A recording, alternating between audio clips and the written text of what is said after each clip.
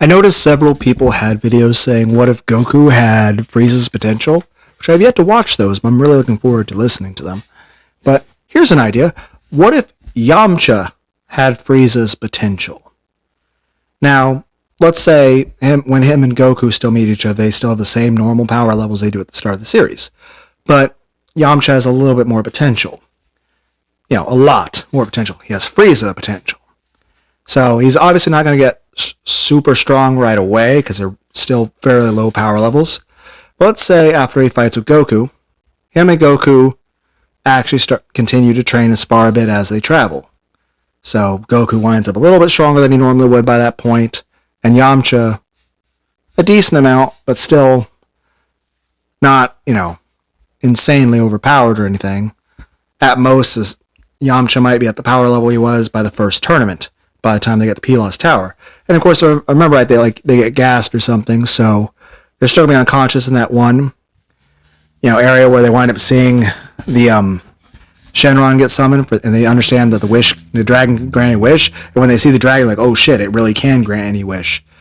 And then Yamcha at this point is at least strong enough that he can break out of the fucking cell, leave Goku to watch Bulma, because you don't know what's going on. There's lots of soldiers everywhere, lots of stuff chaotic and happening. But here's the thing.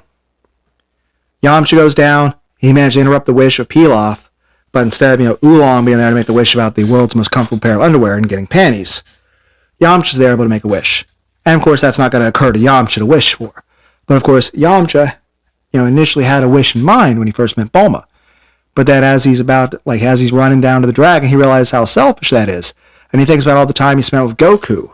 And after all, in this situation, him and Goku sparred a bit, and Goku actually opened up and talked more about himself. And Yamcha's like, he's thinking about his friend, his new best friend in the whole world, Goku. And he's like, you know what? I'm going to use the wish for him.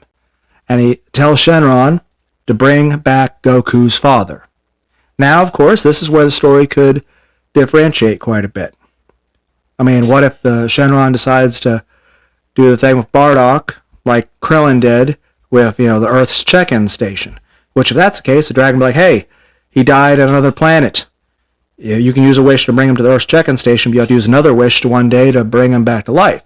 Yamcha could agree to that. Goku still does the one training, but of course Yamcha tells him, hey, your dad's going to come back eventually, but he somehow died in outer space. So I had to make it where the dragon first had to make it where he would come back to life here, but we had to use another wish to bring him back. Now, I want everyone's opinions on this, and I want you guys to tell me how you want this story to go.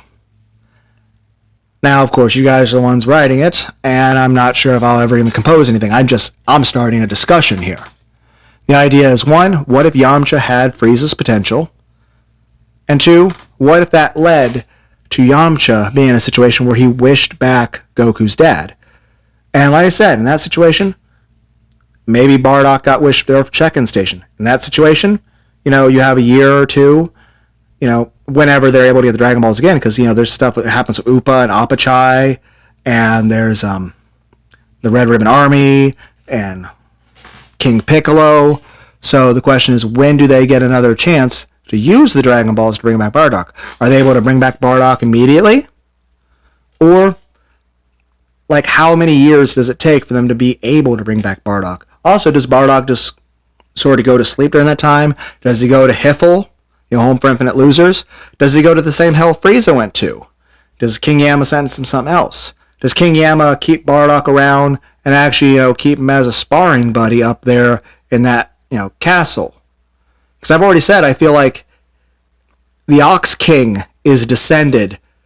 I think they never mentioned Ox King's parents. I think Ox King's mom and dad are Princess Snake and King Yama. And of course, we never got to meet, Chi-Chi's mom. So who knows, maybe that could be like a Supreme Kai or something. I don't know. I'm just throwing out ideas, for crazy shenanigans. Beyond that, feel free to change the story however you want. This is just a premise or an idea. 1, Yamcha having Frieza's potential.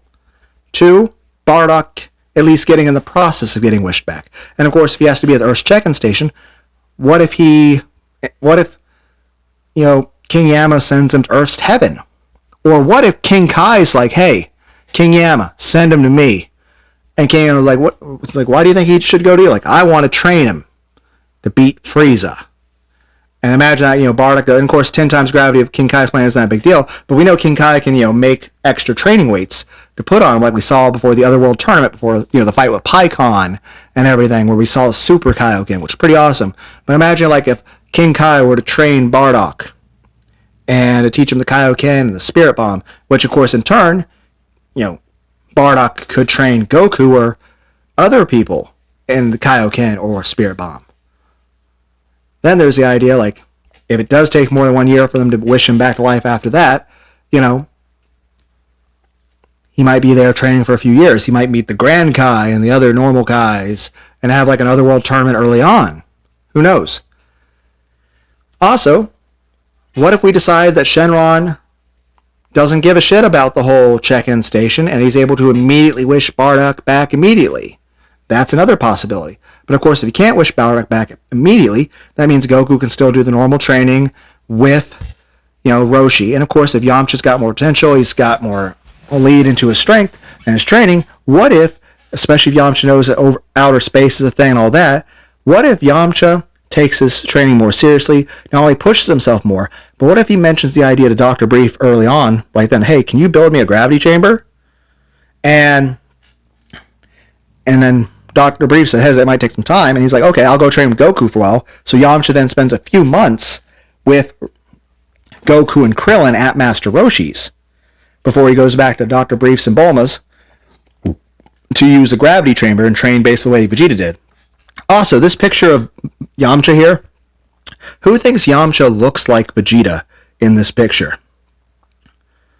And like I said, I still think like Gohan's final form, like we're going to find out like he has power via the Ox King that lets him tap into King Yama's power, or via Chi-Chi, like maybe her mom somehow has Supreme Kai, like maybe it's the Supreme Kai of time.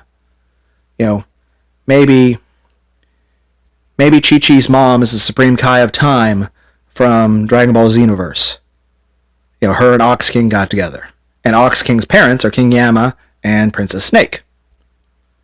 Beyond that, I still think like Demigrush should be a part of the Dragon Ball FighterZ game at some point. Okay, I'm getting off topic. Other than that, feel free to change anything else you want about the story. Like, you can give everyone, Krillin and Goku and everyone Frieza potential. That by the time Raditz or Vegeta show up, it'd be fucking insane. But, what if, Goku, Yamcha, and Krillin all had Frieza potential, and Tien. And just, let's say, hypothetically, Roshi and Chaozu and Yajirobe were a little stronger than what they are in the show, but still not. And let's say King Piccolo is a little bit stronger, but not nearly as much. I don't know, you can decide however you want to balance things. Main thing I would just want to, like I said, and you can have Goku have even greater than Frieza potential if you want. And Krillin having also Frieza. I do have, you guys can change the story however you want. You can keep them same, you can make them super overpowered too. I'm just saying, main premise I want to go with, Yamcha has Frieza potential, and Bardock's getting wished back to where either he gets moved to the Earth check-in station during that peel-off wish time, and then later on, maybe at the earliest next convenience, which is your guys' decision, he gets wished back to life on Earth, which by that point, that would give Goku some time to train normally, like he normally would have with Master Roshi, which I still feel, that training with Roshi is super important. Especially the time for him and Krillin and Yamcha to spend together. And then of course, once Bardock's back to life, sees his son, and other fighters that have great potential, and a dragon that can wish people back from the dead, the question is, what would Goku, Krillin, Yamcha, what would Bardock want to do in that situation? Also, I still think it would be a great idea if, Goku and Bulma wound up getting married instead of Goku and Chi-Chi. I mean, Chi-Chi maybe, Krillin. And I don't know, Bulma's got an older sister in the anime. Maybe Yamcha could hook up with her. I don't know. Your guys' ideas. Bye.